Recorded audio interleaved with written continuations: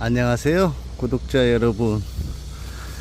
여기는 제주도입니다. 제주도인데 제가 어떤 제주도에도 귀농 귀청을 하신 분들이 제법 많은데요, 이제 귀농 귀청이라기보다는 그 양반들 대부분은 분홍이죠. 비싼 제주도 땅을 몇만 평씩 소유한 그런 분들 굉장히 많습니다. 근데 제가 오늘 여기서 우리 구독자분들한테 전하고자 하는 얘기는, 지금 밀감밭을 실제 보여드리겠습니다. 이렇게 엄청나게 열었죠. 근데 저도 사과 과수원을 해봐서 알지만은 이 과일을 좀 솎아내야 됩니다. 솎아내지 않으면 이제 저들끼리 뭐 경쟁하다가 큰 놈은 크고 작은 놈은 작은데, 그러고 안 솎아내면은 경쟁 심리가 강해져서 대부분은 전부 다 못 쓰게 됩니다. 쓰지 못하게. 그래서 지금 현재 여기 보면은 밀감밭인데 다 갈라지죠, 이렇게.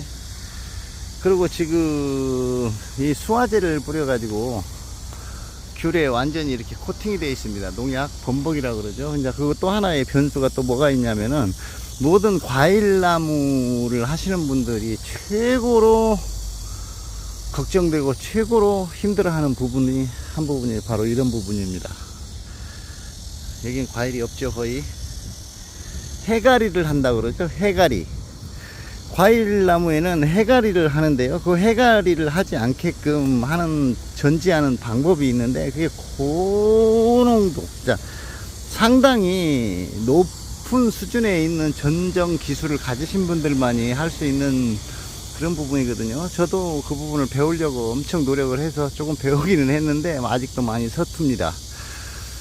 서툴기는 하지만은 대부분 또 우리 구독자님들 중에 댓글을 남기신 분들, 또 구독자분이 아니고 지나가다가 우연히 들려서 댓글을 노가다 해서 먹고 살면 되지, 또 어떤 분들은 또 노가다 같은데 하는 게 오히려 더 편하다 이런 식으로, 또 아니면은 노가다는 더 힘들다, 뭐 사회생활 다 똑같다 이제 이렇게 말씀하시는데, 물론 다 똑같습니다. 뭐든 장단점은 다 가지고 있지만은 정작 중요한 것은 내가 내 농사를 지을 때 보장이 되지 않는다는 게 제일 힘든 겁니다. 자영업이라 하는 것은.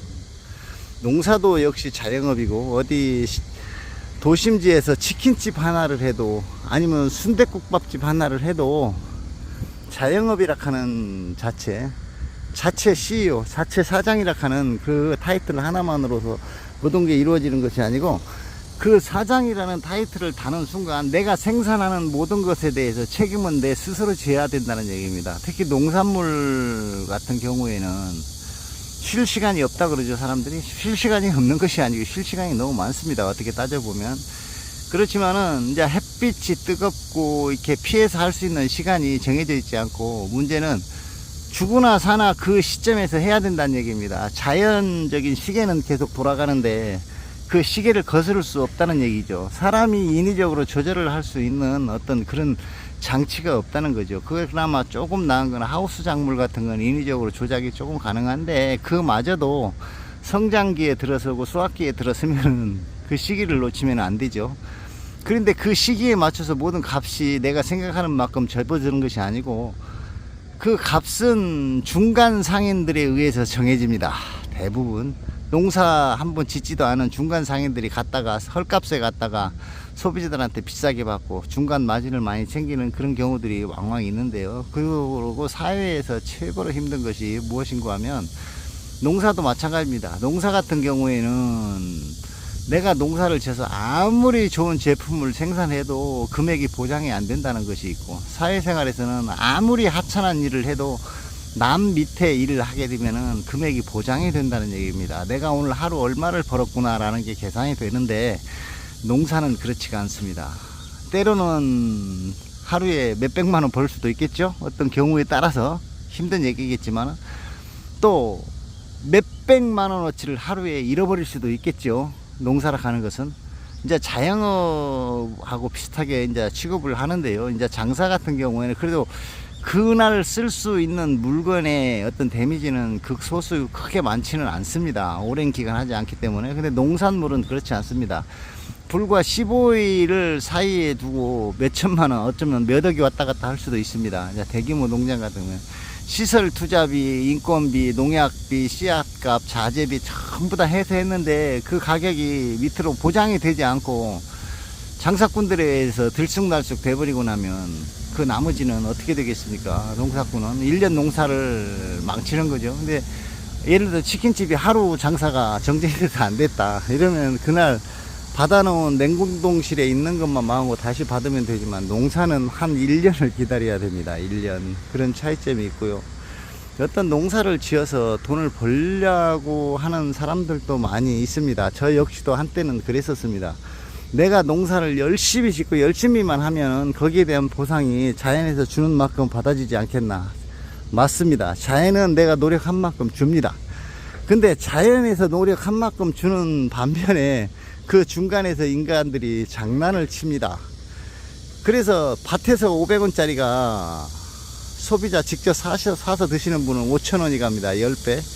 밭에서 500원 해가지고 생산 단가가 1차적으로 생산된 단가 500원인데 그 중간 유통 마진이 4,500원? 4,000원 정도 된다? 그리고 1,000원 정도 소비자한테 붙여서 먹는다? 아, 이거 참 힘든 얘기입니다. 또 그리고 경매장도 특히 더 마찬가지입니다. 물론 농사 짓는 사람들이 소규모이기는 하지만은 어떻게 보면 사실 드시는 분들이 농부들보다는 더 많으니까 그쪽을 생각하시는 분들도 계시겠지만은 특히 수입 같은 경우에는 그렇습니다. 그 쉬운 예로 하나, 저희가 80년대에 그 사우디 중동 붐이 일어났는데요. 거기서 2년을 일하면 서울에 변두리 집 한 채를 샀습니다. 그게 어떤 환율 차이인데요. 그런 환율 차이로 세계 시장에서 열대 과일을 갖다가 이렇게 장사를 하는데 조금만 더 기다려 보십시오.